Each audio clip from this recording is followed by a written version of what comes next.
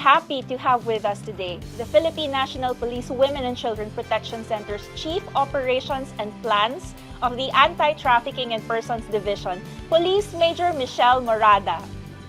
Welcome to the Cyberchat Episode 10, a continuation of last week's episode on hashtag RA11930IRR implementation status. Kumusta, Major Michelle? I am happy that nagkita tayo sa Cyberchat. But before we talk about the impact of RA11930 to law enforcement, pwede ba natin pag-usapan muna ang mga common difficulties encountered prior to the implementation of RA11930? As prosecutors who had been exposed to OSAEC, let us ask muna sina Attorney Praise and Attorney Kath. Wala. Sage Rose na. Sinidikit naman ang mag-interview sa inyo ngayon.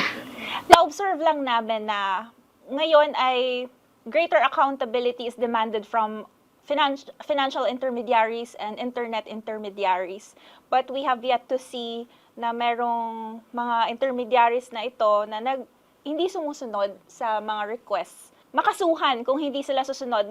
Because the private sector has these new responsibilities under the Anti-OSAEC law, and they are obligated to comply. Otherwise, there will be criminal liability na pwedeng i-impose upon them. So, we're really hoping na mapapaigting pa ang cooperation nila with our law enforcement officers. And alam nyo po kasi, yung mga preservation request ngayon, dapat mag-compliance sila kaagad saka dapat i-preserve nila within 6 months. Yes. Another challenge is the requirement of a warrant. Parang it has been like an additional process in the investigation of these OSAEC cases, which I think delayed the relief needed by the children who needed to be rescued. Pero that was addressed by the new law in RA11930, among many other things. Ayan, nag-uumpisa pa lang tayo, pero parang ang dami ng information overload na ako dito. There are many challenges being encountered by our law enforcement agencies. Let me just refer to a summary of those challenges in pursuing OSAEC-related cases. Yan po yung summary from episode 3 natin. Tama, Icon. Based on this slide, ang isang malaking struggle ng mga law enforcement agencies is not being able to secure a copy of their digital forensic examinations. Noon kasi they must first apply for a cybercrime warrant. And alam nyo, kapag ganito, hindi nila makip yung copy ng digital forensic examination report, na aantala yung kanilang case build-up, makakapag-rescue pa sana yan ng mga ibang bata, ma-identify nila ibang perpetrators, na-impact din yung prosecution ng other OSAEC cases. But Attorney Kath, through RA11930, law enforcement agencies are now allowed to retain one copy of the digital forensic examinations without the need for court intervention. That's right. And Major Morada, can you please validate if indeed law enforcement agencies are now able to retain a copy of digital forensic examination reports?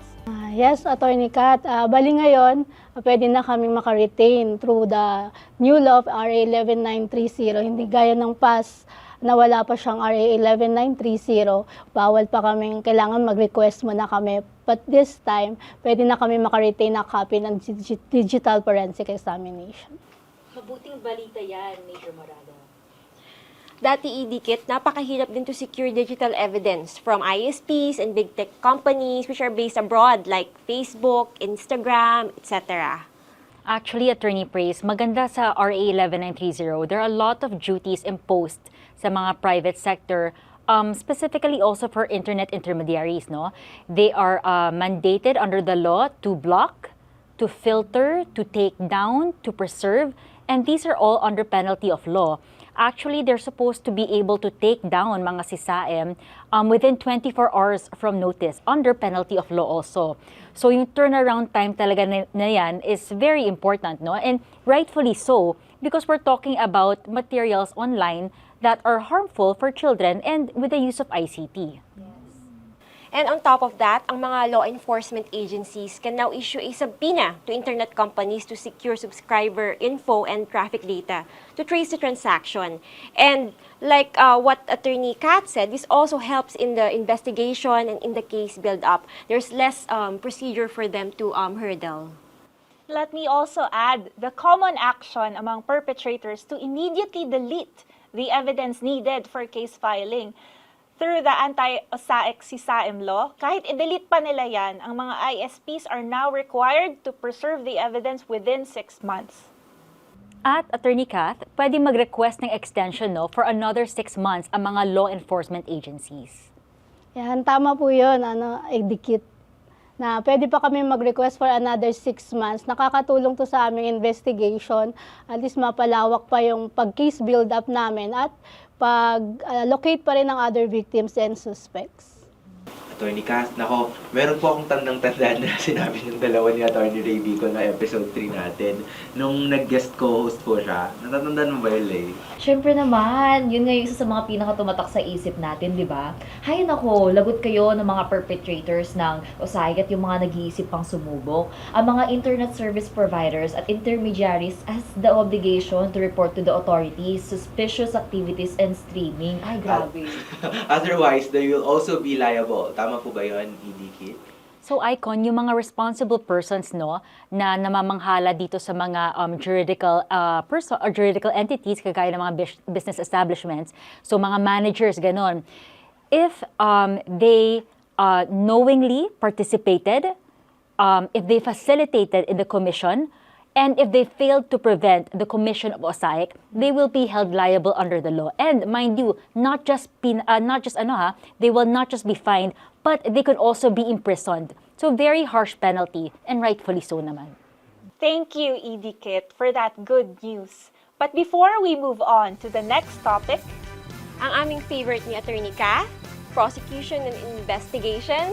Let us take a break. Sit back lang po kayo at tuloy-tuloy na dadagdagan ng kaalaman dito sa Cyberchat Season 2.